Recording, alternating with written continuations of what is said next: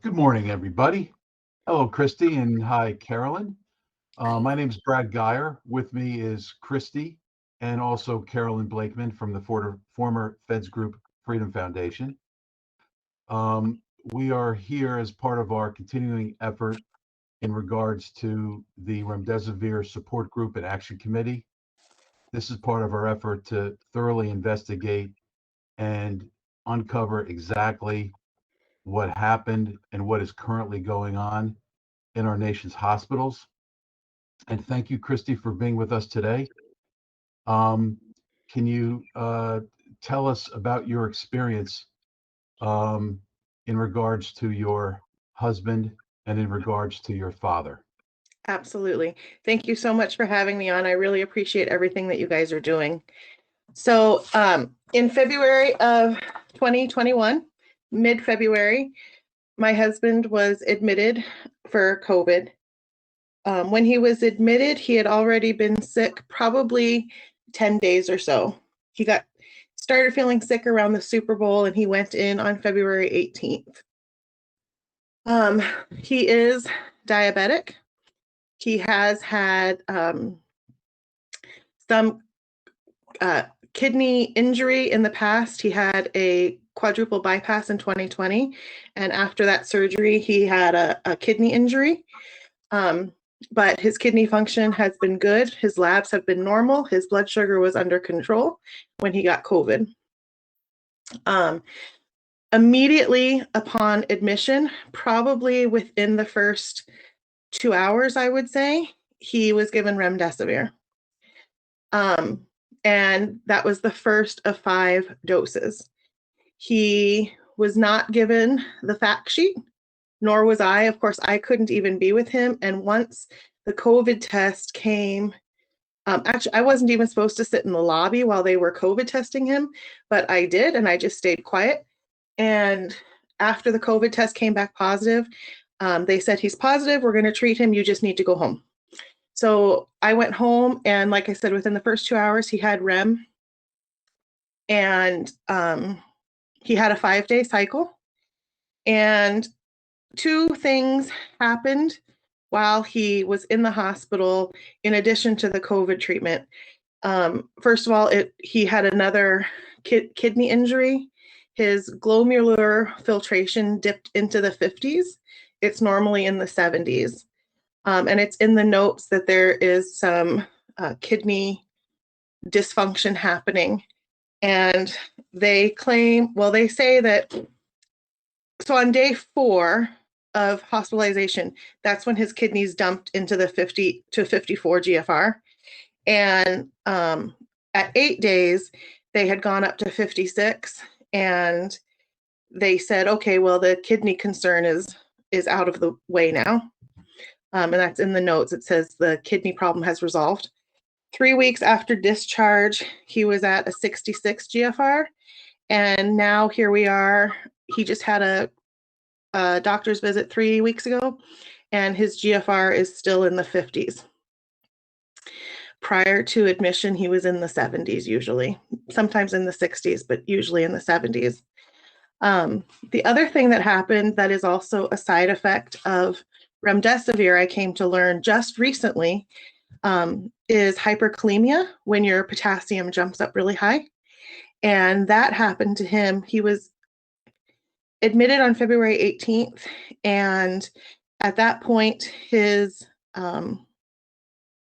potassium was like 4.8, which is on the high end of normal. And by February 26th, so 8 days later, it was at 5.8. And they had been monitoring it as early as the 21st. So after his 3 doses of Remdesivir, it jumped over the normal line of 5.0, and it stayed there until discharge. And actually, that is still a long-lasting thing as well. His potassium levels are still elevated. They're on the low end of elevated, but they're still elevated, and the doctors are still watching them. All in all, though, he did really well in the hospital. He received, in addition to Remdesivir, they immediately started him on Rocephin, the antibiotic. vitamin C and D and zinc, all of which we take at home anyway, albuterol, and dexamethasone. And they also gave him Lovenox shots because they were worried of blood clots. And he continued on that the whole time. And at one time, they also added doxycycline to the regimen. And he was also on ivermectin. However, the record of the ivermectin is no longer in his medical file. It has been deleted. Hold on a second, time out. I got to jump in there. So he was, and by the way, thank you so much. You know what, before I even ask you the question I had, are you in the healthcare industry? Because you seem to have a really sophisticated understanding of these drugs and treatment regimens. I am a massage therapist by trade, and that is all of my health training. Wow. But my grandparents never had books in their house. They only had medical journals, and that's what I grew up reading. My gosh, well, it shows. Thank you. The Thank your blessing. grandparents for me. Yeah. So he was admitted on February 18th. When was he discharged? He was discharged 10 days later, so the 28th. Okay, and this is 2021. And on day 1, he starts a 5-day course of remdesivir. By day 3 or 4, his levels, in your opinion, started to reflect the remdesivir may have been adversely impacting his kidney function. When as far as you knew, when you had access to the medical records, when did they begin the ivermectin? From what I remember, the ivermectin began that weekend, not in the emergency room. It was either Sunday or it was Monday when the infectious disease doctor came to see him. And she was kind of an angel in a white coat, because she noted that he had COVID pneumonia, but she also noted that there was something bacterial going on. And she went after that like a dog with a bone and tested him for MRSA and strep and all kinds of things, trying to figure out what bacterial infection he had in his lungs. So she also put him on, or considered putting him on, tocilizumab. It's that rheumatoid arthritis drug that also suppresses responses. But I don't think she went ahead and did that. So she was really a godsend in all of this. And of course, when he was in the hospital, I was reading his labs and I was reading the doctor's notes and I was talking to the doctor, but I didn't know any. Remdesivir was still pretty new. And I didn't know that what was happening with his kidneys and what was happening with his potassium was probably related to the remdesivir. They told me his kidney thing was probably because of his diabetes. And the potassium, they had no explanation for whatsoever. Do they know if the pneumonia was viral or bacterial? They claimed that he had both types. So that they claim that's a COVID pneumonia when it's really pulmonary edema from the That's correct. remdesivir. Yeah. So I would say pulmonary edema and bacterial pneumonia is what he actually had. Yeah. They're trying to pass it off as COVID pneumonia when it's remdesivir that caused the pulmonary edema. Right. Yeah. And he did have a really hard time getting his lungs clear, and he was coughing up mucus. And it took a lot of work to get those lungs cleared. I asked for prone positioning, which they fought me on. I asked for a percussion vest to break up the crud in his lungs. They fought me on that. I asked for an aerobica, which is this thing you put in your mouth and it vibrates your trachea, to help break stuff up. They fought me on that, but they finally gave it to him. And they did finally just sit there and do percussion on his back. And I would say it was the aerobica and the percussion that really made a big difference for him. Interesting. And are you sure that he got the full 5-day treatment of remdesivir? Yes, I did go back and look that up this morning. He did get the full 5 days. And at one point they considered extending it 10 days, but they didn't. Okay. Did they say he had the pneumonia? I'm sorry? When did they say he had the pneumonia? Was that after the remdesivir treatment? No, I think it was concurrently. I think he probably had a dose or two when they said he had COVID pneumonia. So it happened pretty close. Okay. Yeah, I would have to go back and look again because there was already indication of stuff in his lungs and his labs already indicated a bacterial infection. So I can look. Do you He remember had- any he had details bacterial. on the ivermectin? What day it started? Do you recall the dosing? Do you recall how long it lasted? I don't know the dosing or how long it lasted. I'm pretty sure. So he went in Friday, Saturday, Sunday. It either started on day 2 or 3. Okay. And you associate it with the introduction of this new physician, the Yes. angel. Yes. She also had thought about giving him the convalescent plasma, not the antibodies, but convalescent plasma. And she went ahead and ran an antibody test on him. And of course, those results take a little while to come back. And once they came back, it showed that he already had COVID antibodies. And so she didn't do that. So I wonder if she didn't do the ivermectin instead of doing the convalescent plasma. It should be noted too, she's not from America. Where is she from? Do you know? Thailand, I think. Okay. What? Because they have a lot of experience with those infectious disease doctors have deep experience with ivermectin and hydroxychloroquine, by the way. Yeah. And And she she's get the amazing. record from her. Wonder if you can get the record when they dosed him and how much from her. I'll write that down and see if I can do that. The other thing I was wondering is, I wonder if I could get a record from our insurance. Oh yeah.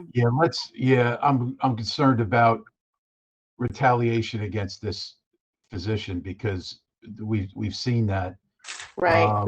And we'll get into it and learn a little bit more about your second experience at the same hospital, which for now shall remain nameless.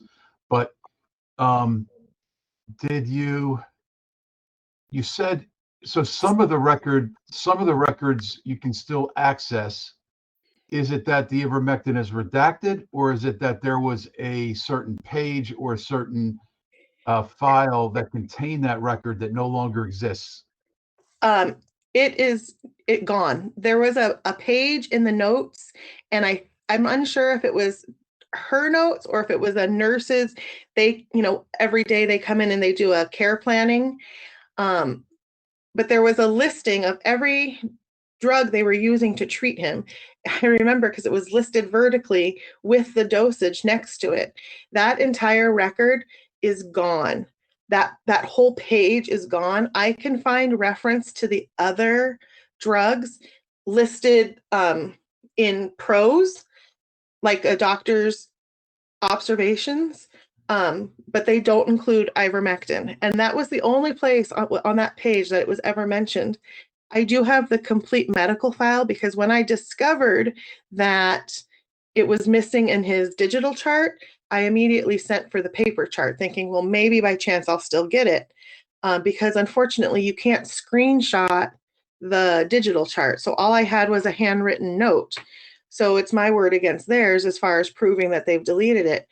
But in the complete chart, it lists every time a medication is given and by whom and how much. There is no reference to ivermectin at all. Yeah. When did you discover, how long after your husband was discharged, or was it during it, when did you discover that this record was no longer in the file? So I discovered it probably at the end of August, beginning of September, right around Labor Day weekend. Was this before or after your father received treatment at the same hospital for COVID? So that would have been after. So my dad got sick at the end of April. And when he had been sick about 4 days, he went into the walk-in clinic, which is affiliated with the same hospital. And they said because he'd had a COVID test within the last 2 weeks, it probably wasn't COVID. They didn't need to test him. So they diagnosed him with bronchitis and a sinus infection and sent him home. That was a Sunday. By the following Friday, he was not improving. He had what was a very, very bad cold. a bad cough. He was really tired, and he felt weak, but he wasn't struggling to breathe. He'd never had a fever. He had never lost his sense of taste or smell. So my mom had been talking to the doctor. The doctor said, bring him in. And they ran a COVID test on both my parents, and both my parents tested positive. At that point, my dad's primary care, who, by the way, is also my husband's primary care, said, well, since you're probably on day 10, today's the last day that we could give you the antibodies. Would you like to do that? So at that doctor's appointment, my dad's oxygen level was 90/91, and he had no fever. His blood pressure was normal, and the doctor's notes indicate that his lungs are clear. There were no crackles in his chest. An hour later, he goes to the outpatient clinic to receive his antibodies. And he and the rest of the family, we're all thinking he's getting convalescent plasma. Excuse me, I have the hiccups all of a sudden. At that point, the nurse checked him again. Still no fever. Oxygen was at 89%. And she also notes that his lungs and chest sound clear, no crackles. They give him the antibodies, and he comes home, and I saw him about 2 hours after he got home, and he looked worse, but not bad enough to do anything about. He just looked worse, and I thought, well, his immune system is responding. 2 hours later, so now we're 4 hours post antibodies, he is so weak he can't walk. He's shaking violently. He has a fever, and he's struggling to breathe. Like, my son and I helped him, and every couple steps he'd have to sit down. We got him to the car and took him to ER. I called ahead and told him that we were coming. When we got him out of the car, I told the nurse, that he has COVID and that he was given the antibodies, and he's just gotten worse clinically since having the antibodies. They took him in, and that was the last time we saw him. And we waited around a while to see what they were going to do, and they decided to admit him. When he was admitted, his oxygen level was 82 or 83%. He had a fever of 102.5. His blood pressure was really low, and he was doing really, really poorly. They gave him oxygen right away, and his oxygen level jumped right up to 95 or 96. And they immediately started him on Remdesivir. I mean, it was within 3 hours of not even his admission. It was within 3 hours of him getting to ER that they gave him Remdesivir. So the labs upon admission had very high bacteria markers, higher than my husband's, very high inflammation markers. His sepsis score was super high, and his glomerular filtration rate was 25. My dad had chronic kidney disease, stage 3. He'd had a history of UTIs. He has diabetes. But so they got those lab results an hour after he got to ER, and 2 hours after that, a nurse practitioner in the emergency department started him on Remdesivir. His GFR at 25. With his GFR at 25. Yeah. I don't know what his GFR was before COVID. But yeah, 25. So the other thing that's really interesting is they did not give him albuterol like they gave my husband. They did not start him on antibiotics like they did my husband. They did give him dexamethasone, and they did give him CD and zinc, and then the Remdesivir. He never got Ivermectin. Admittedly, we never asked for it. That weekend, I noticed that they weren't giving him antibiotics. And in fact, the infectious disease doctor, different from the one who saw my husband, visited him on Sunday. He went in Friday night, visited him on Sunday and said, well, all of his labs indicate a bacterial infection. We need to start antibiotics. But nobody started antibiotics for another 18 hours. Dad had been hospitalized for 62 hours before they started any antibiotics. So they started those on Monday, Saturday, and Sunday, and Monday he was feeling better.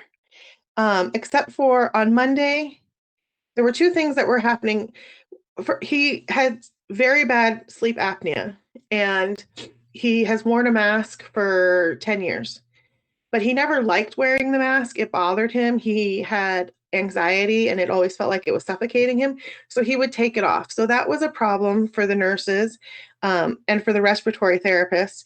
But they wouldn't let us bring his own CPAP machine in for 2 days. And then once we brought his own CPAP machine in, which I don't understand that, because the very night my husband was admitted, they told me to go home and get his CPAP. And so I did that very night. So when we finally did bring his CPAP in on Sunday, he'd been in since Friday, it took them until Monday night to get the CPAP working with oxygen. So my dad was frustrated with that. The other thing he was frustrated with was they sent in occupational therapy, physical therapy, and speech therapy, and he was just in for COVID. It's not like he'd had a stroke, he hadn't had a fall, he'd never lost consciousness. And so he was just bothered by that. Like he didn't feel well, and so he was agitated. Add to that the fact that his UTI had come back, and I'm sure the bacteria being so high in his body just made him agitated. They found his UTI on Monday, and they had already started antibiotics. Monday night, we talked to him for the last time. Right before he went to bed, he was really tired and confused. He felt better COVID-wise, but he was just exhausted, and I'm sure it was because of the UTI. He went to bed. They wouldn't let him go to bed when he wanted to, because they wanted him to wait for his nighttime meds. So he did that and then went to bed. Around 1 or 2 in the morning, in the notes, it indicates that he was agitated and the nurse wanted to give him something to calm him down. So they gave him Ativan and Seroquel, and then a couple hours after that started him on Precedex and sedated him for the remaining 10 days of his life.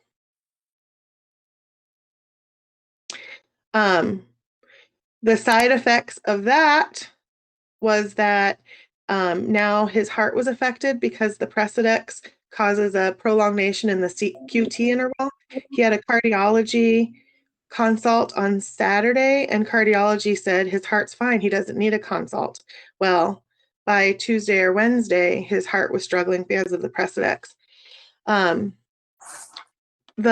His kidneys never really improved while he was in the hospital. I don't remember if they got worse per se, but they never got better while he was on the REM. When he'd been in the hospital 4 days, the primary care that had been attending just disappeared and passed off his case to an intensivist without any information or communication with my mom. In fact, a doctor never called my mom while he was in the hospital. She had to do all the phone calls herself. And we mostly spoke to nurses who kept telling us how well he was doing. But when he'd been in the hospital then 6 or 7 days, we did finally talk to the intensivist, my mom did, and he wouldn't let her come see him, just said how poorly he was doing, that his heart was affected, his kidneys were affected, and possibly his brain was affected, and he didn't have a very good chance of survival. We did get to go see him on Saturday, so now he'd been in the hospital 8 days. He was sedated still, and we could just stand outside the glass and look at him. Now, we still had to wear masks. And the nurse who was caring for him, he was the only one in this ward, by the way. The nurse that was caring for him, all she did when she went in to check on him in front of us was put a secondary mask on. And we asked if we could do the same so we could go in and touch him or whatever. And no, absolutely not. So you're outside this fish tank, essentially. It's like a zoo exhibit. Yeah, we were standing in the hallway.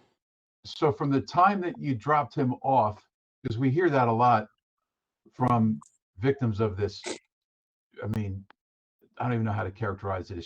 It's so distressing, the entire thing. But we hear about how they're sort of obligated. The person who would traditionally be a caregiver, a wife or a daughter or a son, who would ride shotgun or co-pilot with the patient, which of course increases intensiveness and attentiveness of hospitals, just as a general principle, right? Right. Like they're completely divorced from the whole system. Yes. And these people are brought in. So from the time he was dropped off, did you have any physical contact with him while he was still alive? No. The last time I kissed my dad was May 7th when we dropped him off. And same for my mom. I'm sorry. Yeah, that's the height of cruelty. And it's in addition to a lot of other things, it's a systems problem. And our society is going to have to really do a thorough inventory of how this happened, to where this kind of torture is being inflicted on next of kin to these people who are allegedly being treated properly in hospitals. And from what we've seen, that is not what's happening. How about your husband? Was it the same thing where you had to sort of drop him off, or how did that? I dropped him off, and I, of course, was positive. Well, I never tested, but I had COVID too. Lost my sense of taste and smell. However, our primary care, again, same primary care as my dad, talked to me probably when Scott had been in the hospital 5 days and said, if I wanted to go up there and see him, I could. But my husband just said, you know what, I don't want you up here. It's so crazy. So I would go and stand he had a window that faced the sidewalk. So I would go and stand outside the window there. But that was kind of a different situation. With my dad, we were asking to come see him. My mom kept saying, he hates the mask. If you just let me see him and talk to him, if you bring him out of sedation, I can tell him that he needs to cooperate. Like, my dad wasn't a mean, uncooperative person. He just had really bad anxiety. Of course.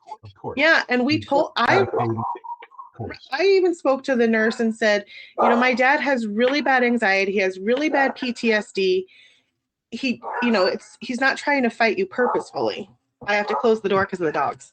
Oh, that's fine. No worries. We love dogs here.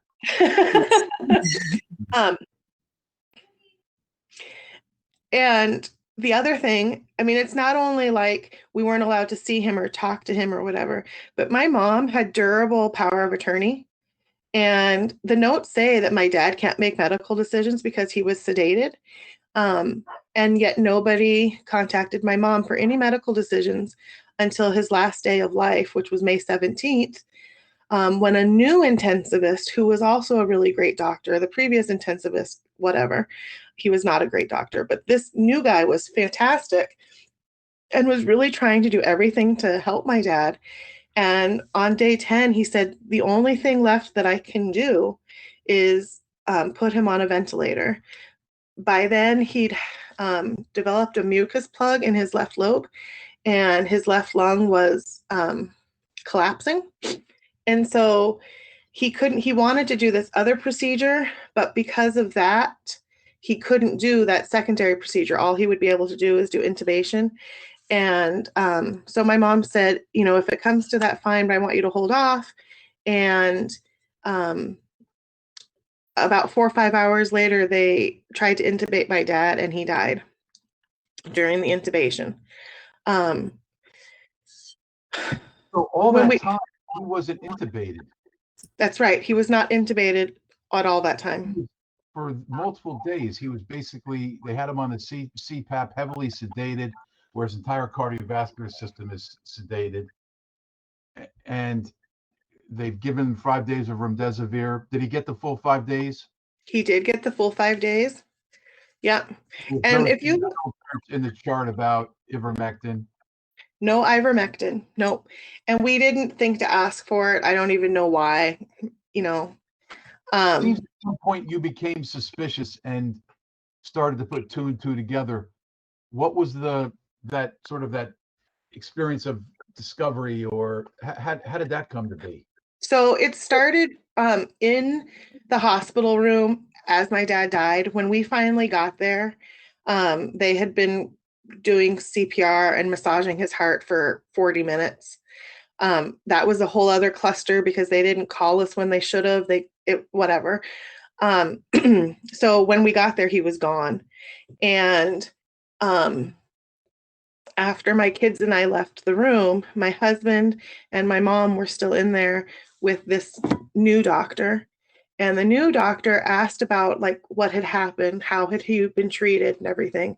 And he said to my mom and to my husband 3 separate times, this is going to be completely investigated. I want you to know this is going to be completely investigated. They were, in shock and grieving, so they didn't ask for any additional information. My dad died at about 5:30 in the evening. That night, it was around 7:30, 8 o'clock. We were sitting in my kitchen and we had a question about something that happened in his care. And so I went to log into his chart, as I had been doing the entire time, because we were getting no communication. We just relied on the labs that I could read, and I couldn't get into his chart. So he'd been dead 2 hours and his chart was turned off. And I've asked my friends who are nurses at that hospital, and they said, yes, usually a deceased person's chart is archived, but it's never archived within a couple hours because they're still doing notes and record additions for 24 hours. This is another thing that we've seen. I mean, we're starting to see real trends develop as we talk to victims who are courageous enough to come forward and share with us their story. And at some point, I don't know when, but we'll do a presentation on the similarities between cases. But clearly, one similarity is that next of kin, loved ones, because of this system that's been built, which is moral, among other things, they literally are required to drop off their loved one who's very sick, who has diminished capacity because they feel terrible. They're not getting enough oxygen. Consent. They're often put on different drugs that are mind altering. Then sometimes they're not even. Somebody else will have durable power of attorney, and it's stated that the person that's being treated does not have the capacity to authorize anything, and the person who has that power is never consulted. Right. Sometimes the person who survived somehow managed to survive remdesivir, which is a killer drug in my opinion. And I'm going to say to the hospital community and you physicians out there, I have immense respect for all physicians, and one of the reasons why we're doing this and we're embarked on this effort is to stand up for and defend the courageous physicians and nurses out there. Because ultimately, what we see happening is that a lot of the people that were left to administer this essentially what is in a major way a systems problem, in that people are required to follow standing orders, and that nobody would dream that an FDA treatment protocol, a mandatory treatment protocol mandated by the Federal Drug Administration, would actually be killing patients. Like, this is beyond the comprehension and imagination of care providers who've devoted their entire lives to the Hippocratic Oath and caring for patients. And so ultimately, there will be accountability. And as is often happens when a system tries to recover from an event like this, often the people who are left holding the bags are not the ones who are actually the most culpable for having created the system that caused the hardship and the immoral treatment and the crimes, right? So that's that's really why we're delving into this. But if I were at a hospital, I would want to make sure, if I had a treatment protocol that required the person being treated being stripped of their caregiver, of their co-pilot, of the person who, for their entire lives outside the hospital up to that moment, they've been making joint decisions, I would immediately change the process in the hospital to incorporate that person into all aspects of hospital operations. I would do that as a way to mitigate risk for my organization, because we see that Absolutely. used as a way to sort of conceal or hide terrible things that are going on inside. Secondly, I would make sure, I would take a look at how our hospital records are being kept. And I would make sure that all aspects of the creation of the medical records, the filing of the medical records, the storing of the medical records, and the archiving of the medical records, I would make absolutely certain on my watch that that was not being used to hide liability or hide culpability. We see it. I have serious suspicions about the disappearance of that medical record. I have serious suspicions about your father's medical records being essentially locked down 2 hours after his passing. Something is amiss, and this is not an isolated occurrence. We see variations of these themes. The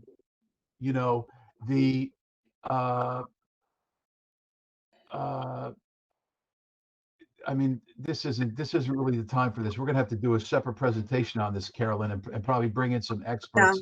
Well, I've got a couple points. How old was your dad? 70. It bothers me that they didn't test him when he's got respiratory issues the first time he walked in to the clinic and sent him home. That should have been a COVID test right then and there. Absolutely. And they could have caught it early. And to send a 70-year-old man home who's showing signs of COVID is ridiculous. It is. The provider's EUA, this is mandatory requirements for Remdesivir giving it to a patient under the emergency use authorization. Your GFR has to be above 30. His wasn't. Nope. He has to give consent, or his caregiver has to give consent. And also, COVID's a staged disease. So, you've got your symptoms, your flu-like symptoms, and then you've got your respiratory pneumonia-like symptoms, and then you've got your organ failure. By the time you get to organ failure, the virus is dead and gone. There's no reason that the family cannot go in there and see the patient. That's right. Yep. I mean, they're not contagious anymore that far into the disease. So keeping them from seeing, your dad, keeping y'all from seeing your dad that late in the disease is cruel. Yes. Agreed. Well, and isn't it interesting, after he was gone and we were allowed to see him, nobody told us to put on masks. So up until now, we can't see him because he's so contagious. That's in stage 1. That's where the viral replication goes on, and that's when you're contagious. He was way past that. Right. Wait, but my point is they are still telling us up on that day, up until he died, that we couldn't see him because he was so contagious. Now he's dead, and we can kiss him and touch him, and we don't have to wear masks. And that's a total lie. Yeah, it's total it's garbage. Chris, I not that you have anything you feel grateful for, but we've talked to victims who have zero contact with their loved one until they're willing to sign authorization that the person be put in hospice, or they're willing to sign a DNR. And then there's a highly correlated, whether it's causation or not, time will tell, but it's highly correlated with the reintroduction of access to the loved one. Very, very, from a systems perspective, it's very, very troubling. Yes. And we're going to get down to the bottom of that, but at least you don't have to manage, having to rationalize that to yourself, That's true. I wonder if you were charged for the speech therapist and the occupational therapist visits, because those are unnecessary at that stage. Right. Well, so what's interesting is my husband didn't have that in February, but I've had friends hospitalized for COVID at the same hospital, in the same ward, with the same attending physicians. And they too, and they're young people, they're in their 40s, and they have been given OT, speech therapy, and physical therapy. And it's now part of their COVID protocol, because now we need to teach people how to eat and speak while they're wearing a nasal cannula. So yeah, it's being billed. Oh my goodness. Yeah, it's crazy. So I think That's almost insurance. right, it's almost fraudulent. Yep. Brad, you asked, why did I think the ivermectin disappeared? Well, so when they turned off the chart, luckily for us, I have a very close friend who's also a very suspicious individual. And she was at our house that night and she's like, you just need to get those medical records. So we requested the medical records right away. We got them about 10 days later and they were 1,100 pages. And this friend of mine and I, we sat in my kitchen and we read through the entire record and I found all of these things. And so then I set up an appointment with the local patient relations gal. And they were so rude and so difficult to get in touch with. But I did have a meeting with her and I had complaints about the chaplain. I had complaints about not being able to visit. And then I had 9 pages of condensed notes that showed that his care was not good. You know, that they didn't treat him for sepsis, even though it was clear he had sepsis upon admission, which there was a CDI query, like the doctor had said, and it's confirmed that he was admitted septic and they did nothing to treat it. And I met with her and she was completely flabbergasted by how we were treated. She even said that we should have been allowed to see him. But that at that time, the risk management person for the hospital was out on sick leave. And so that was probably why we weren't allowed, because there was nobody to tell the nurses and doctors it was okay for us. But nobody ever even said that they were going to talk to risk management. So whatever. So met with her. I also brought to her attention, you know, that my husband had had care as well 3 months before. Same hospital, same ward, same primary care physicians, same attending physicians, and he had completely different care, including ivermectin. 6 or 8 weeks later, we finally get a letter back from patient relations saying that there was nothing wrong with the care that we received, that they have reprimanded the chaplain for the things that he did, and they've gone over visitation protocol, and we're sorry for your loss. Thanks anyway. Well, that wasn't enough for us. So we contacted the corporate patient relations person and sent her all the same information and had a phone call with her, which did not go well at all. Basically, she blamed the comorbidities and said that there isn't a hospital in this country that's allowing visitors to see their patients, and that he received all the best care and blah, blah, blah, and yada, yada, and that having high bacterial markers and high inflammation markers does not indicate sepsis. Okay. And, It's really unbelievable. It And is. I'm in shock. I'm going to say, so this is the point in time when I want to say attorneys who are interested in working with our team to develop a cause of action that gets through Prep Act immunities and all these efforts to indemnify everybody for everything, no matter what they did. We're very interested in assisting you, not providing legal advice. We're a 501c3. We're interested in assisting you in developing your legal theory that would allow you to represent somebody like Kristy, somebody like other victims from other states, and try to hold the system accountable. Now, we're also, and I'll say to anybody watching this, if you're a victim of remdesivir, or if you lost a loved one to remdesivir, or you're just a victim of the treatment you received at a hospital, send an email to FDA, FDA Death Protocol at formerfedgroup.org. Every Monday night at 9 p.m., we have a meeting. of victims. We all know what you've been through. We've heard, again, you'll be amazed at how many people Same have gone story. through exactly what you've gone through, what you endured. And we're working together to figure out a way to educate others to avoid becoming victims. That's really why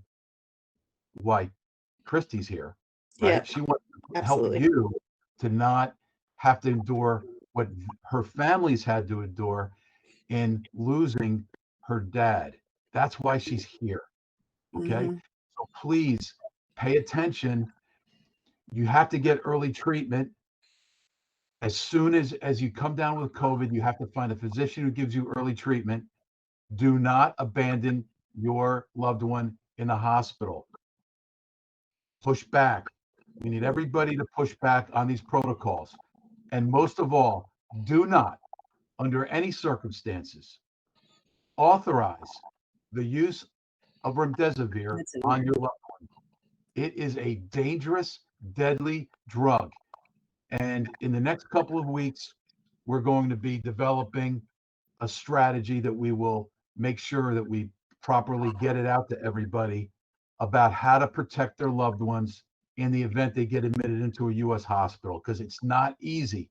What we've learned is that, I mean, I'm just amazed to even have to say this, but there's a lot of financial incentives to get around different protective um, strategies that families use not to use remdesivir. I mean, it's really, what we're seeing is really, really alarming and concerning. Yeah, the fact that they give it to them right when they get in the hospital, so you don't even Mhm. have time to get consent to learn about it, to learn the risks of it. I'm just wondering how, from a legal standpoint, how enforceable is breaking the protocol of following the EUA?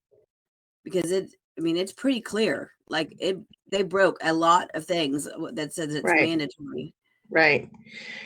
Well, we've talked to, well, and the second patient relations person, I also mentioned the ivermectin too. So that's why I think it disappeared. But we've talked to two different medical malpractice attorneys that practice here in North Dakota, and they both have said, it seems as though you have a case, but because it involves COVID, there's Fine. nothing we can do to help you. And honestly, We're going to find a chink in the armor. Yeah. And I mean, I see some areas to develop. We're not there yet, but in your case and other cases that we've seen, and mhm, if we put together a dream legal team and we put together motivated victims like yourself, who, by the way, you're very, very smart. I mean, thank you. I wouldn't even try to repeat. There's about a dozen words that you pronounce properly that I would not even try to repeat, right? So, Thank so you. I'm so mad. I want to go to law school real fast. Right? That's what I said to my mom the other day. Can I pass the bar and start practicing or what? All right. I'll leave that to Brad. well, we could use more courageous attorneys, believe me. Um, the problem, of course, is that there is this systemic effort to indemnify everything. Yes. It's not just the PrEP Act. A Yeah, lot of right. times we have these executive orders that just lace the entire system. And Mhm. our goal here is to find ways around these attempts to indemnify and legally immunize. And when we find criminal conduct, that's the kind of thing that can uh, revoke those immunities. There's, I mean, I have I would say like a dirty dozen list of things that I've seen about these different cases that we need to just take each one and try to develop it, and then find a courageous law firm in that state and have them push it. But then we also have the complaints we can make to the state medical boards. Kristy, we talked about that before. We're Yeah. going to gather information, talk to some other victims who are going through the same process, Okay. and file with the state medical boards in those states. We're gonna track what is done. Mhm. Of course, we have referrals that we can make to criminal enforcement agencies within states and the federal government. Now, originally, everything is geared to basically sweep our existence under the rug, Right. and there'll be lots of excuses made. But if if we get enough complaints and we put enough work in developing these allegations, at some point it's going to be hard for them to turn their back on this. And at some Agreed. point, it's going to be criminal prosecutions. Because that's what we need. Yep, absolutely. And if there's anything I can do to help you guys, not only with this, but with other people's things, please ask. You've already been enrolled, but thank you. Humanity's already enrolled you, Kristy. Oh, okay, okay, cool.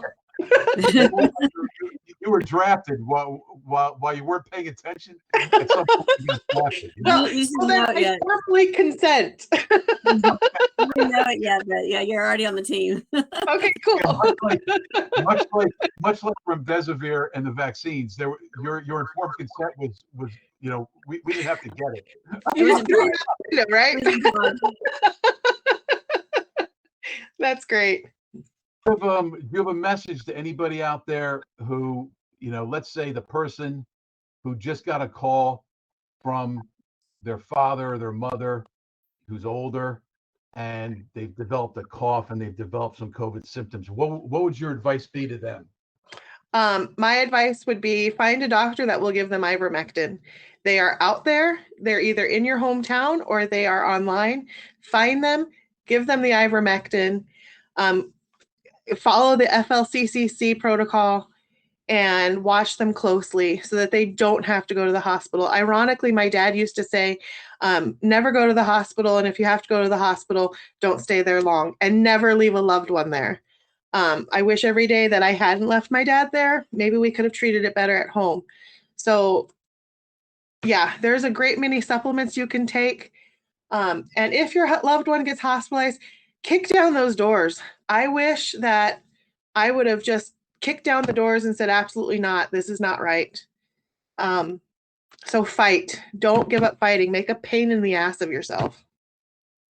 Wow, thank you. You are so courageous, and your dad must have been so proud to have you as his daughter. And thank you so much for sharing your information with us. And I can assure you that your father's loss will not be in vain.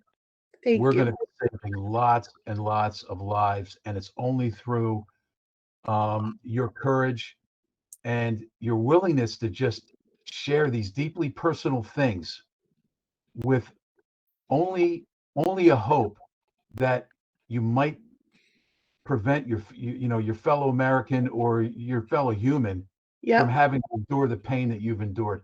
I thank you for your humanity. Yes, you are drafted. And I look forward to working with you to turn this evil back so we can once again restore public health care in the United States. Thank you, Kristy, so much.